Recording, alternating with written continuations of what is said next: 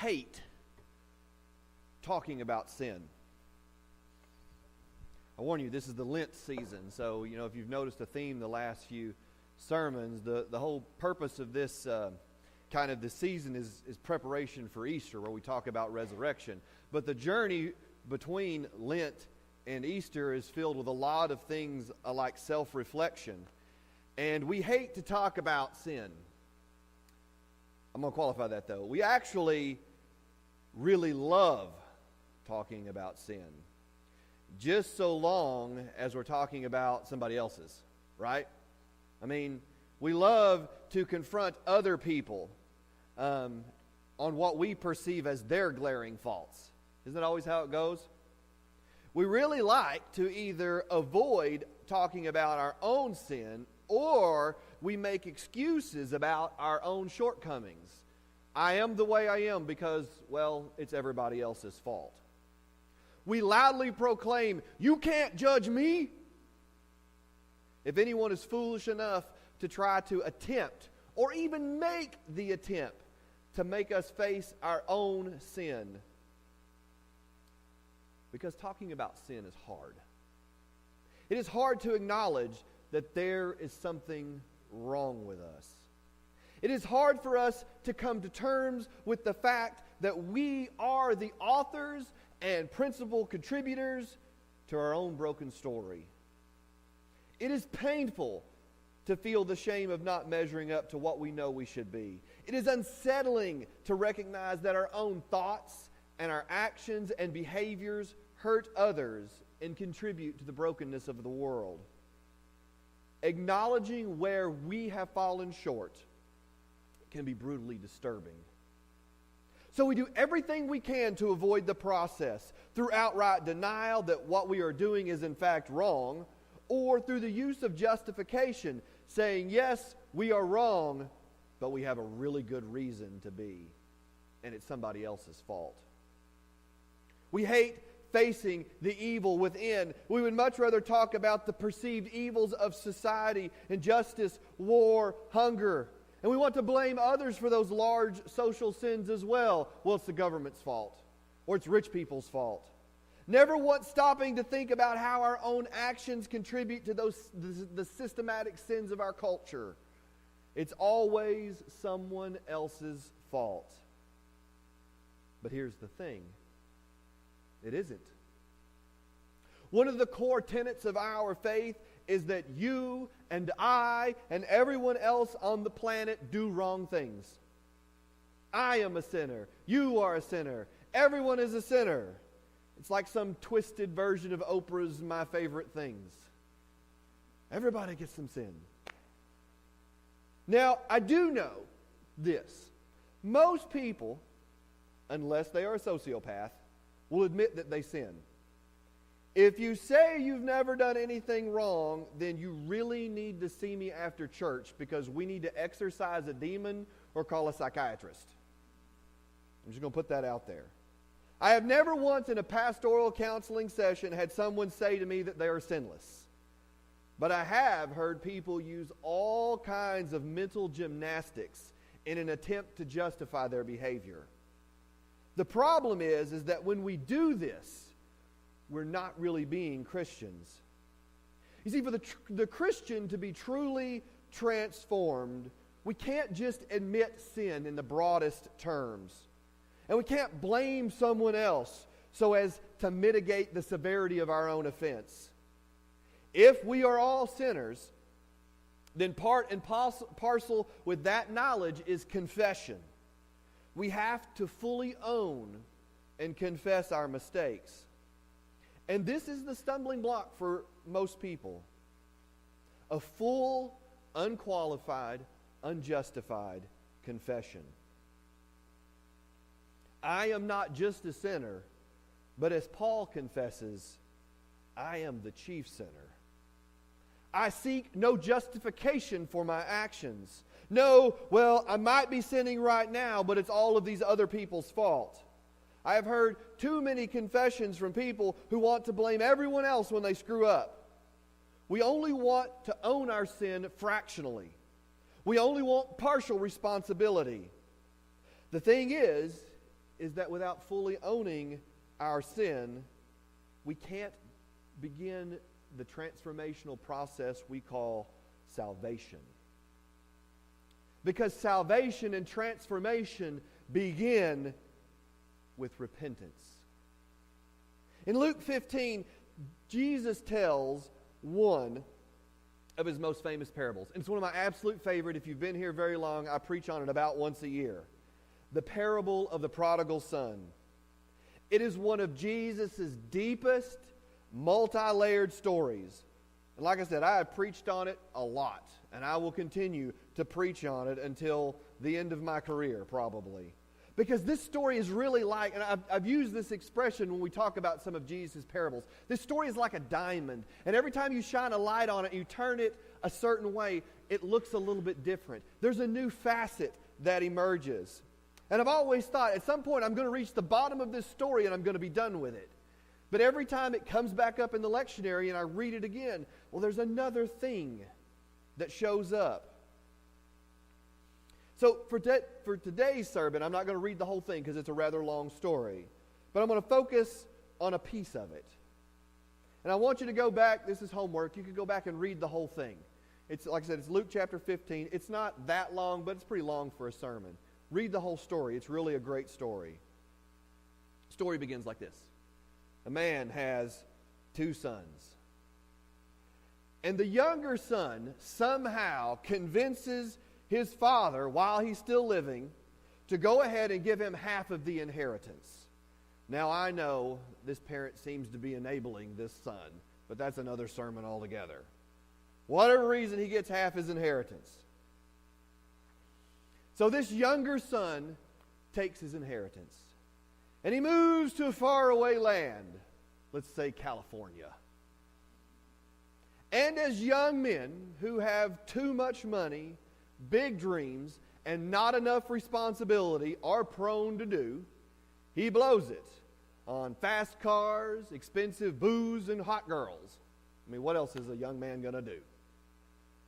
And once the money runs out and the debt collectors have repossessed everything, he is left with absolutely nothing. So he gets a 30-hour job cleaning toilets in a downtown high-rise at night for less than minimum wage, eating out of trash cans and living out of his 88 Crown Vic with 4 bald tires, no hubcaps, and burns a quart of oil every time you get a tank of gas. And some of you smile at that because you've driven cars that way. The economy is tanked, and he's an 18-year-old dropout without a GED. He's starving. And he can't seem to learn the timing of when to show up at the soup kitchens before the food runs out. So he's constantly hungry. He does this for a while, living this half-life, scraping by. And then he has an epiphany. And that's where we pick up the story.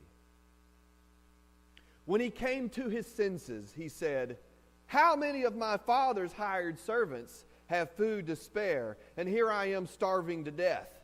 I will set out and go back to my father and say to him, 'Father, I have sinned against heaven and against you. I am no longer worthy to be called your son. Make me like one of your hired servants.' So he got up and went to his father. But while he was still a long ways off, his father saw him and was filled with compassion for him. He ran to his son, threw his arms around him, and kissed him. The son said to him, 'Father, I have sinned against you and against heaven. I am no longer worthy to be called your son.' But the father said to his servants, 'Quick, bring the best robe, put it on him, put a ring on his finger and sandals on his feet. Bring the fatted calf and kill it. Let's have a feast and celebrate. For this son of mine was dead and is alive again. He was lost and is found.' So they began to celebrate." I love that first line. When he came to his senses. The New Revised Standard, which is a different version, says, when he came to himself. And I like that line a little bit better because it implies that this man who had been running and avoiding the hard truth of his life finally realizes who he is and what he has done and is finally willing to face the truth. So many people I know are so unwilling to come to themselves, to face the cold, hard reality of that darkness within each of us. They may admit that they messed up, but they are unwilling to endure the long walk home. And that's the part I want to focus on here. The kid fires up his 88 Crown Vic and begins the long drive back down I-40 home. The tires are bald and the thing's leaking gas and oil like crazy. He doesn't have any money. So along the way, he picks up little odd jobs to keep the car running. A journey that should have taken 3 days takes 3 weeks. But he is not going back to the old way. And he is going to stay on this road. He is going home. So he keeps at it. Despite the hardships of the road, but he can't even anticipate what's about to happen. Because you see, before this wayward child left his father's house, he had been given a cheap cell phone for use in case of emergencies. Now, during his wild living, he had put the thing in the bottom of his duffel bag and forgot all about it, opting to get himself an iPhone X. Well, once all the fancy toys were gone and had been repossessed, all he had was that cheap little cell phone. And he kept it charged, but he had been too afraid and too ashamed to call his father. However, unbeknownst to him, his father, as concerned parents are wont to do, installed a tracking app on it. He had been monitoring his lost son's journey across the country. He sees what's happening, and while his son is making his way home, he journeys to the Oklahoma border. And just as the son's 88 Crown Vic gasps its last breath, and he pulls over to the shoulder of the freeway, wondering what to do next, a familiar truck pulls up in front of him. And not waiting for his son to get out of the car, he runs back to that smoking, smelly old car, flings open the door, and proceeds to lift and bear hug his son out of the car. Never mind the fact that he smells like cigarettes and broken dreams, proclaiming all the while, my son, you have come home." The son, though, pulls back from the embrace. He knows that he is not worthy to be called son anymore. And he confesses, "Father, I have sinned against heaven and against you. I am no longer worthy to be called your son."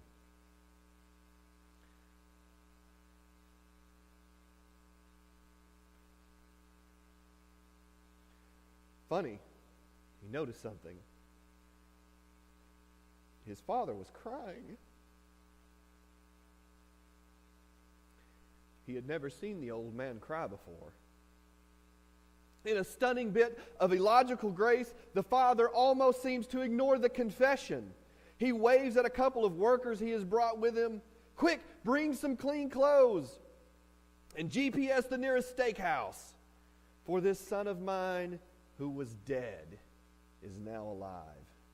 He has found his way home." Now we love that bit, don't we? This image of the father welcoming his wayward son back home, that's the stuff of warm, feel-good movies. We all want that ending. What we fail to realize is that what has to happen to get there. The son came to his senses. He realized exactly where he was and what he had done, and he fully owned it. How do we know that he fully owned it? Humility. When he went to the father, he returned with his hat in his hand, bent on just being a servant, knowing that even that was probably a long shot. He knew he didn't even deserve a job, but maybe, just maybe, his father would have pity on him. But, as parents are ought to do, he lavishes extravagant generosity and grace on this son. But none of that would have happened if the son hadn't come to his senses and fully owned the sin within. You cannot be fully transformed without owning that part of yourself, without confessing it. Now, I've said many times, I am not interested in the sin management business. Partly because after 10 years in the ministry, I have discovered one immutable truth. Sin is impossible to manage. You can hide it, you can deny it, you can justify it, but you sure as heck can't manage it. And Jesus wasn't interested in managing other people's sins either. A sin list is unhelpful because as humans, you know what we're going to do if we're given a sin list? We're going to look for the loophole. We're going to look for the thing that we can do that's not on the list to justify our actions because we love to skirt the rules. That's why Jesus says there's only really 2 commandments. 1, love God. 2, love your neighbor. Sin for us is any way we fail to live up to either one of those. That's all sin is. When we fail to love God, we sin. When we fail to love our neighbor, we're not loving God and we sin. And who is our neighbor? Well, according to Jesus' parable of the Good Samaritan, everybody, even our enemies. Well, nuts.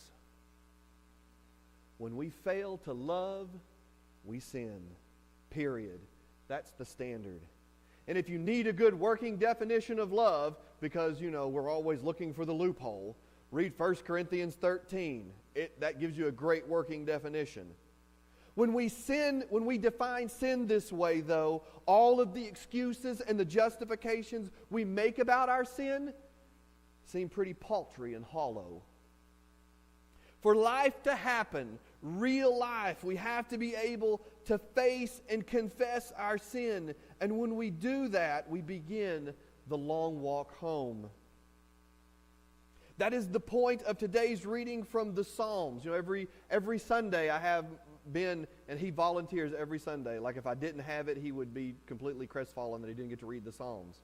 But I love the way that a lot of times the Psalms line up with what we're preaching about today. And if there was ever a psalm that lines up with this message, it's this one.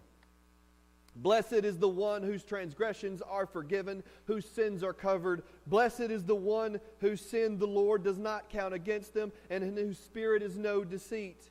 When I kept silent, my bones wasted away through my groaning all day long. For day and night your hand was heavy on me. My strength was sapped as in the heat of summer. And then I acknowledged my sin to you and did not cover up my iniquity.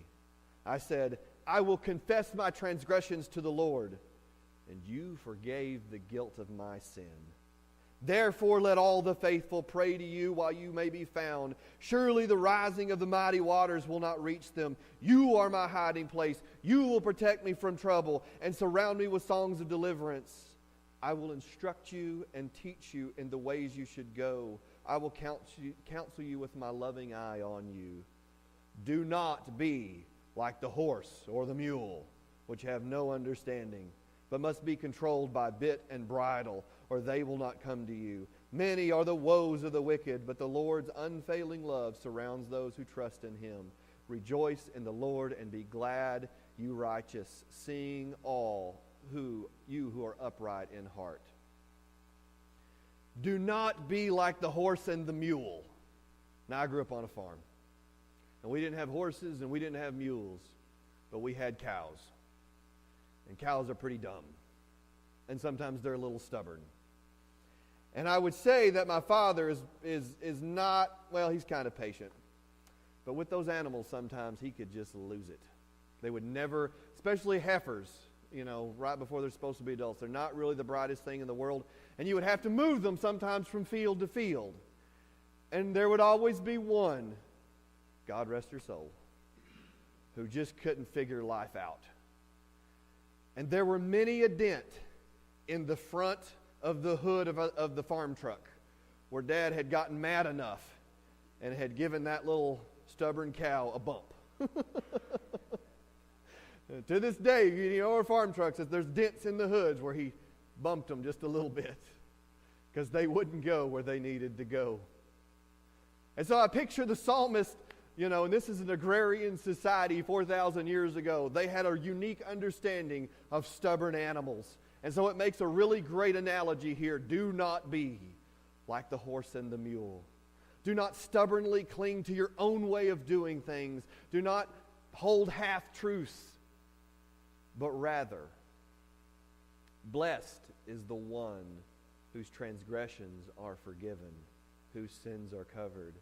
Blessed is the one whose sin the Lord does not count against him, and whose spirit there is no deceit.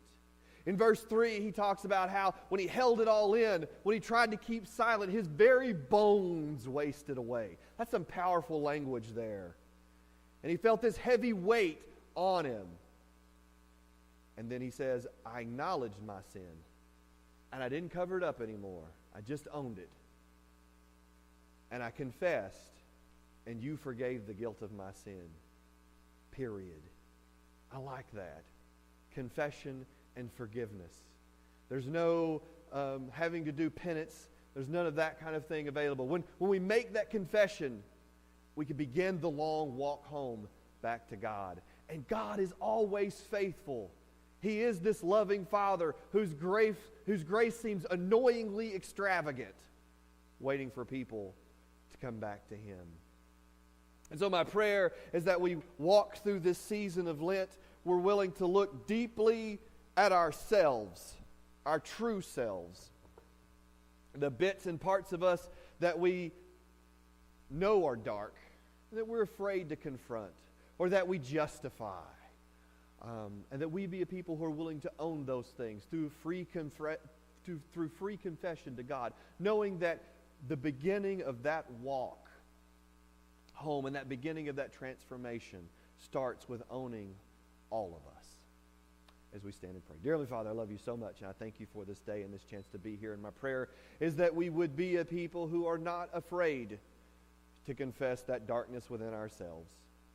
We would be a people who can freely confess when we fall short, but we can also be a people who can also speak about that extravagant grace and forgiveness, and that when we're really ready to own the darkness within, God, that you are there waiting for us. And may that be our anthem as we move towards this, in this Easter season, move through Lent towards our Easter celebration here in a couple of weeks, that we understand the weight and the power of your sacrifice on the cross for us and those sins, and what it means to live a resurrected life. Amen. Stay standing.